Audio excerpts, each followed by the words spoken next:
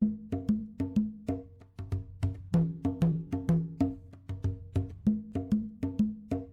long time ago, before God created human beings, animals lived in villages and went to farm. Some things were different from the way they are now, and one of those things was that the tortoise had hair on his head, because when God created the tortoise, he gave him hair. But as a result of covetousness and greed, the tortoise lost all his hair permanently. The tortoise's hair was even as long as that of the lion, and he would spend days doing nothing except combing it. Ijapa was the name of the tortoise, and he was known throughout his whole village as a lazy, good-for-nothing animal. Anytime Gyang the lion, who was the king of animals, called a village meeting for a particular purpose, whether to build a hut or cultivate a piece of land, the tortoise would always be the last person to arrive because he was even too lazy to walk fast. But when he came, he would greet everybody and talk until all the animals grew tired of his loud voice, because Ijapa could not even talk fast. He would say a word, wait for a few moments, swallow his saliva, wait again before saying the next word. When the time came for Gyang to ask all the animals to volunteer for whatever work he had called them for, the tortoise would quickly pull his hands, legs and head inside his shell and start snoring. He would wait until the day had become dark. The work would have been finished and everyone would have returned home. Ijapa would slowly poke his head out. After making sure that there was nobody around, he would start walking slowly back home. Whenever Ijapa's neighbors came back from their farms in the night, they would ask him if he went to his farm. No, he would answer with a loud yawn. I wanted to go, but I changed my mind when I saw that the rain wanted to fall. At other times, he would use fever as an excuse or backache. Ijapa's farm had become a forest for many years because he never stepped foot on it. Ijapa enjoyed going to the hare's house because the hare was a hard-working animal and did not ridicule Ijapa like the other animals. He was friendly and hospitable. It was in the hare's house that Ijapa ate his breakfast, lunch and supper. The hare always gave him a very huge amount of food, so he would eat and eat until his stomach swelled, as if he was pregnant, and he started to defecate beside the food. But even then he would not stop eating. Every time Ijapa walked back home in the night, he always heard the other animals whispering about how he was too lazy to feed himself and always depended on the hare to feed him.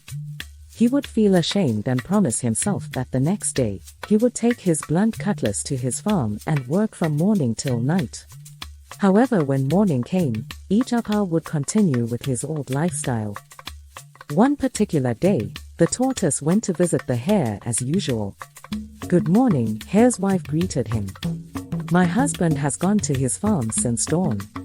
You can wait for him, he will soon be back. No problem. I will wait for him, Ijapa said and sat down. Some moments later, his wife brought him a big bowl of pounded yam and melon soup with big pieces of fish and meat. Ijapa felt like rushing towards her and swallowing everything at once, but he stopped himself from doing so. Instead, he lied, thank you, but I have eaten pounded yam and melon soup with big pieces of fish and meat in my house before coming here. I also want you to know that I will leave your house in the afternoon. I want to go to my house and plant big tubers of yam and cassava. Then I will call you to eat breakfast, lunch and dinner in my house. He had promised himself that day that he would not eat anything at hare's place, because he did not want them to think he always came to eat. Hare's wife was surprised because that was the first time Ijapa had rejected her food. She took the food back to the kitchen. Not too long afterwards, hare came and he greeted Ijapa. He was tired from all the work that he had done on his farm. His wife brought him his food, and without wasting time, hare started eating. By this time, the tortoise was very hungry because he had not eaten anything that day, but he still insisted he had eaten at home, when hare asked him for the third time if he wanted some food, no matter how small. In the afternoon, hare went back to continue his farm work while his wife decided to take a nap. Ijapa too wanted to sleep, but his stomach was growling terribly. He kept turning around on the mat and blaming himself for his foolishness. He should have eaten the food when they offered it to him. He should have eaten the big bowl of pounded yam and asked for more. He thought about calling Hare's wife and telling her that he had changed his mind. Doing so would make him look like a greedy animal, and he was too proud to beg them to ignore his previous claims and give him food. He started sobbing where he lay. Late in the afternoon, his wife woke up to prepare lunch. The food this time around was yam pottage. Very soon, the aroma of the food covered the whole neighborhood.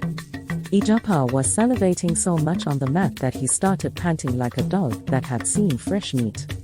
He promised himself that he would find a way to eat out of the yam pottage by any means necessary, since there was no food waiting for him at home.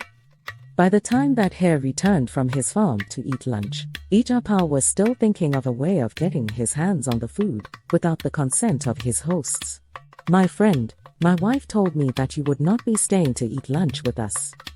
If that is what you want, we can't force you. But let me escort you to your house now because I don't want you to go home alone. A good host must escort his guest home. My wife and I are going to the next village after eating out lunch to visit my wife's mother. She is sick," Hare told Ijapa. Hearing this, Ijapa became desperate. He told Hare that he wanted to go to the backyard to urinate. He went to the backyard and finally came up with a brilliant idea that would ensure that he got a good portion of the food before leaving. When Hare saw Ijapa, one of the slowest animals in the world, running inside the house, he was very shocked. The tortoise must have seen something very scary to make him run like that. "What happened?" he asked Ijapa. "I saw a star shining in the sky. I saw a star shining in the sky." Ijapa screamed in fear. "A star shining in the afternoon?" Hare asked. It was an abomination. No star had ever shined in the afternoon before. Hare and his wife quickly rushed out to see the marvelous sight. They searched and searched the sky, but they did not see anything. The tortoise, on the other hand, quickly rushed to the kitchen and used the spoon to put a big amount of yam pottage inside his cap. He put the cap on his head again and went outside, looking innocent as if he had done nothing wrong. Hare kept asking him to show him the star.